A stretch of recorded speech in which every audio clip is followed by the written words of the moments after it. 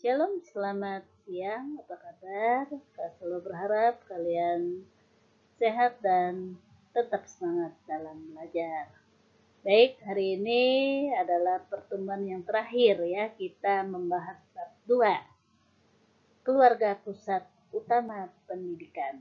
Silakan kalian ikuti slide video ini sampai selesai ya.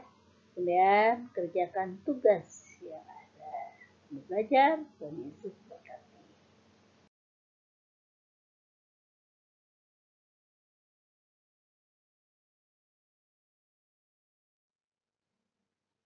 Tujuan pembelajaran untuk bab 2 ini yang pertama menghayati peran keluarga dalam Ulangan pasal 6 ayat 4 sampai 9. Kemudian memahami pengertian pendidikan, merumuskan hakikat keluarga sebagai pusat utama pendidikan, mengidentifikasi peran keluarga dalam proses sosialisasi dan edukasi.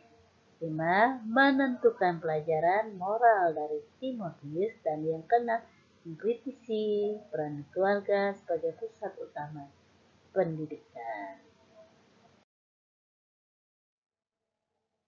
Sebelum memulai pelajaran, silahkan kalian berdoa secara pribadi. Silakan.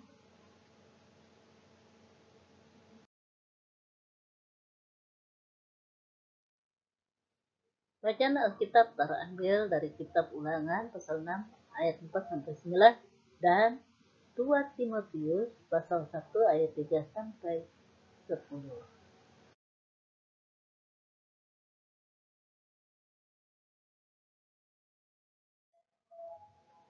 Pertemuan keempat pada tanggal 18 September 2020 kita akan melanjutkan bab kedua. Kita membahas peran keluarga dalam proses sosialisasi, dan peran keluarga dalam proses edukasi, dan peran keluarga dalam pendidikan rohani berdasarkan Alkitab.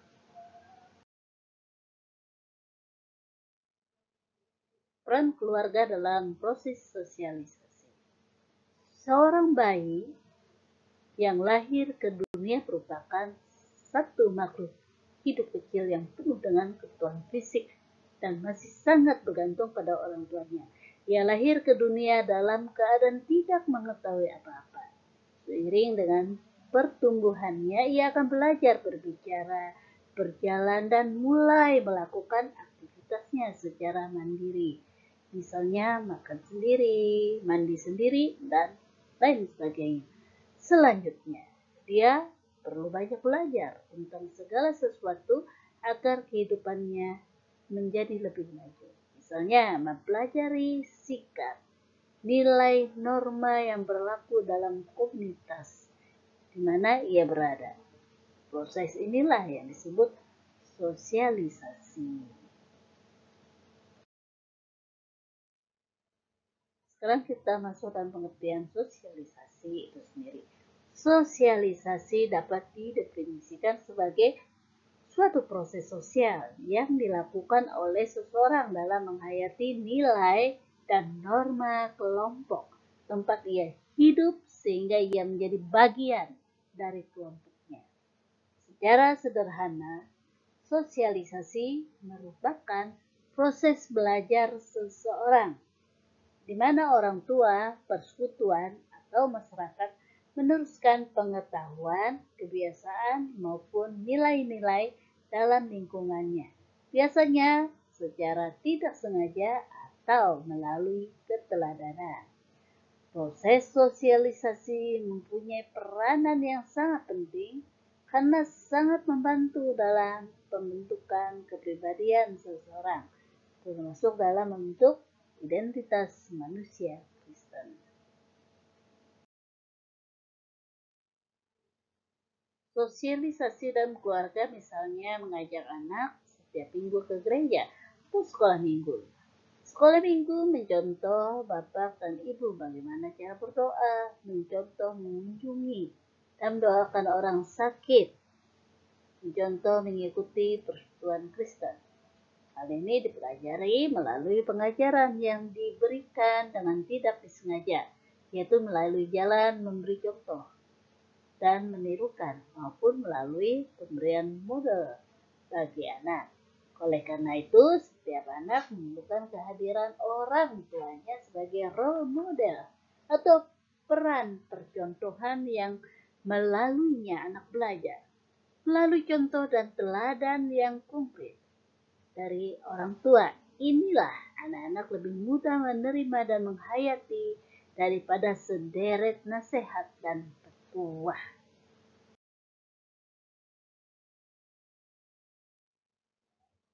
Peran keluarga Kristen dalam proses sosialisasi merupakan hal yang unik karena memiliki dasar Alkitab atau landasan teologis. Oleh karena itu, penghayatan akan iman Kristen pertama-tama harus dilakukan oleh orang tua, kemudian diteruskan kepada anak-anak. Sejak dini, orang tua harus memperkenalkan Tuhan kepada anak-anak dengan menanamkan nilai religius, rasa sayang kepada makhluk ciptaan Tuhan, menumbuh kembangkan kebiasaan berdoa, kebiasaan berbakti setiap hari dengan keluarga, bahkan menaati aturan dalam gereja yang mengharuskan setiap anak untuk berbakti. Penanaman nilai iman ini menjadi penting agar anak-anak tidak hanya bertumbuh menjadi orang yang beragama, tetapi menjadi orang yang beriman kepada Tuhan. Artinya, seluruh hidup dan perbuatannya berdasarkan ajaran Kristiani, sehingga mampu menjadi garam dan terang dalam kehidupan keluarga maupun masyarakat luas. Dalam Alkitab, keluarga Timotius merupakan salah satu contoh keluarga saleh karena memiliki iman secara turun-temurun. 2 Timotius 1 ayat 5. Ini merupakan contoh keluarga Kristen yang dapat diterapkan dalam kehidupan keluarga Kristen modern pada masa ini.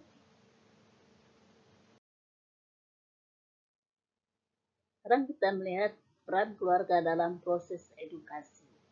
Dalam proses edukasi, keluarga merupakan agen pendidik yang terutama.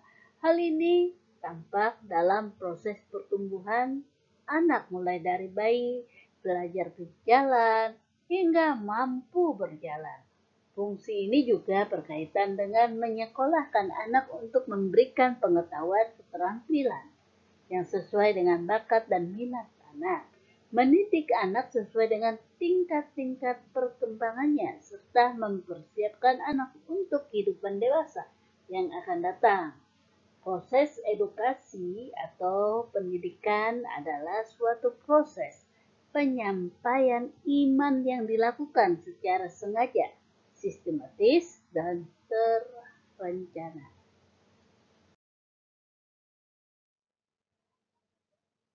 Contoh proses edukasi dapat diungkapkan sebagai berikut. A. Pentingnya proses sosialisasi dan edukasi.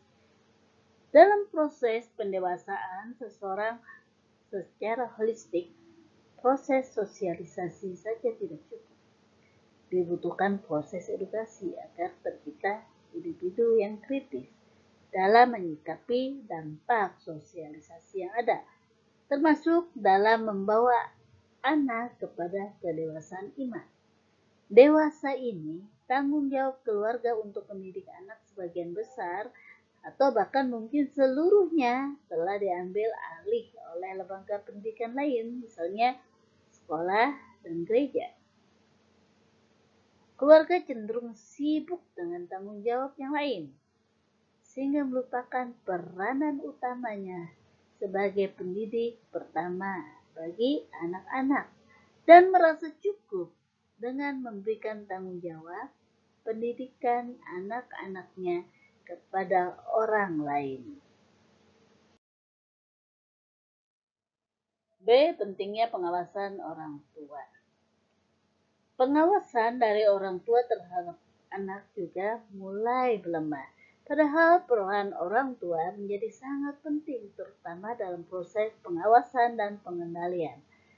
Dalam tahap ini, orang tua berperan sebagai agen of social control atau agen kontrol sosial terhadap anak-anaknya, sehingga nilai-nilai kehidupan yang dijalani tidak bertentangan dengan nilai-nilai Kristiani yang ditanamkan sejak kecil.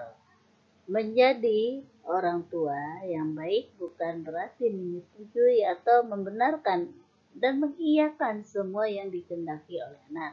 Orang tua harus bisa memilah mana hal yang diperbolehkan dan mana hal yang tidak diperbolehkan untuk dilakukan oleh anak-anak. Oke, pentingnya menangkal ajaran yang tidak Kristiani. Dalam proses perkembangan manusia secara holistik, peran keluarga dalam proses edukasi berperan sebagai koreksi atau kritik terhadap berbagai perubahan yang terjadi berkaitan dengan perkembangan manusia. Dalam proses sosialisasi, terdapat ajaran yang diperoleh anak dari lingkungannya yang kadang bertentangan dengan nilai-nilai Kristiani. Disinilah peran keluarga dalam proses edukasi nampak untuk menentukan mana yang baik dan tidak baik untuk dihayati dalam kehidupan sesuai dengan iman kepada Tuhan Yesus. B. Pentingnya dukungan orang tua. Proses perkembangan dan pertumbuhan seorang anak dalam keluarga dapat terlaksana dengan baik apabila kedua orang tua saling mendukung dan mengusahakan kerukunan serta persatuan dalam keluarga sesuai dengan panggilannya sebagai teman sekerja Allah yang bertanggung jawab dalam setiap aspek kehidupan. Karena melalui kesaksian hidup Kristiani yang diilhami oleh nilai-nilai Kristen akan mengantar anak secara efektif untuk semakin mengenal dan mencintai Tuhan. Dalam kitab Ulangan 6 ayat 4-9, teks ini merupakan ketetapan atau peraturan yang dipaparkan Musa kepada orang Israel dalam perjalanan keluar dari tanah Mesir. Ada beberapa ketetapan yang ditekankan Musa, yaitu pertama, kasihilah Tuhan. Mengasihi Tuhan dengan segenap hati, dengan segenap jiwa, dan dengan segenap kekuatan merupakan sikap yang dilakukan dengan utuh dan sungguh-sungguh. Tuhan menuntut umat Israel agar memiliki integritas tinggi. Artinya ada kesesuaian antara perkataan dan perbuatan. Mengasihi Tuhan bukan saja hanya memperkatakan kebenaran dan kasih, tetapi juga melakukan kasih bagi sesama. Dengan kata lain, mengasihi Tuhan bukan saja secara vertikal antara manusia dan Tuhan, tetapi juga secara horizontal antara manusia dengan manusia. Ya, hal ini dapat disimbolkan dengan simbol salib. Dan B. Hal mengajar pada anak-anak merupakan perintah yang harus dilakukan oleh orang tua kepada anak-anak sebagai wujud kasih pada Tuhan. Hal mengajar kepada anak dapat dilakukan kapan saja dan di mana saja, dengan sadar atau tidak disadari. Anak-anak sering memperhatikan tingkah laku orang tua yang kemudian dijadikan teladan. Oleh karena itu, peran orang tua sebagai pendidik sangat berperan penting dalam proses pertumbuhan dan perkembangan anak secara holistik. Mengajar kepada anak akan lebih dimaknai dan dihayati jika ditunjukkan melalui keteladanan dalam perbuatan, bukan sekedar kata-kata. 2 Timotius pasal 1 ayat 3-10. Teks ini berisi surat Rasul Paulus pada Timotius. Timotius merupakan teman sepelayan Paulus yang berasal dari Listra karena usianya yang masih muda. Paulus menyebut Timotius sebagai anakku dalam surat-suratnya. Timotius lahir dari perkawinan campuran. Ibunya Yunike adalah wanita Yahudi yang mengajarkan kepadanya mengenai kitab suci. Sedangkan ayahnya adalah seorang Yunani. Lois, ibu Yunika, adalah nenek Timotius, merupakan orang yang beriman sehingga ia mengajarkan imannya kepada keturunannya. Timotius penuh dengan kasih sayang, tapi ia sangat penakut sehingga memerlukan banyak nasihat pribadi. Karena itu, dalam surat ini ia dinasihati oleh Paulus supaya jangan takut dan gentar karena Allah mengaruniakan roh yang membangkitkan kekuatan, kasih, dan ketertiban. Timotius merupakan teman pelayan Paulus yang amat dipuji-puji karena ketaatannya. Ini semua karena iman yang diajarkan turun-temurun dari neneknya, Lois. Sampai di sini bab yang kedua, dan dalam pelajaran ini yang dapat kita simpulkan adalah pertama, orang tua sejati tidak melupakan perannya dalam mendidik anak-anaknya. Dan yang kedua, didikan yang baik menjadikan anak bertumbuh kembang menjadi pribadi yang top, yaitu teguh dalam iman, pengharapan, dan kasih, optimis dan positif dalam pikiran, perkataan, dan perbuatan. Sekarang masuk dalam tugas, silahkan siapkan alat tulisnya. Ada 4 pertanyaan. Yang pertama, sebutkan dan jelaskan peranan orang tua dalam mendidik anak-anaknya. Yang kedua, menurut pendapatmu, apa penyebab orang tua lalai menjalankan perannya dalam mendidik anak-anaknya? Yang ketiga, mengapa dukungan orang tua sangat penting bagi anak-anak? Dan yang keempat, teladan apa yang dapat dicontoh dari keluarga Timotius bagi kehidupan keluarga Kristen masa kini dalam mendidik anak-anak. Itu saja, selamat mengerjakan.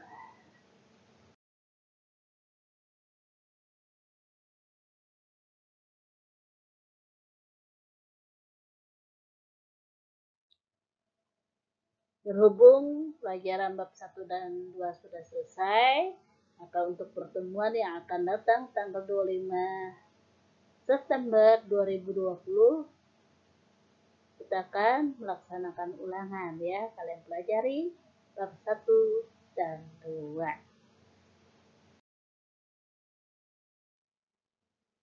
Sebelum kalian mengakhirkan doa, silakan bernyanyi.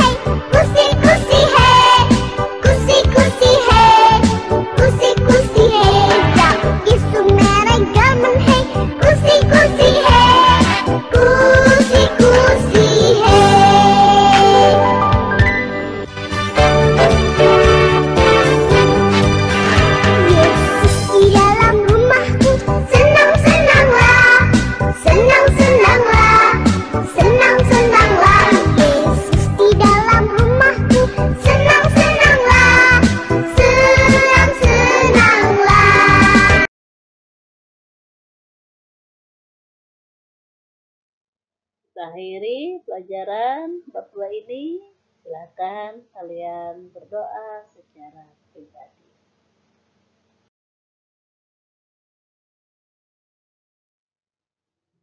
Kita ucapkan sampai jumpa lagi. Salam sehat dan tetap semangat. Terima kasih atas perhatiannya. Tuhan Yesus memberkati. Dadah.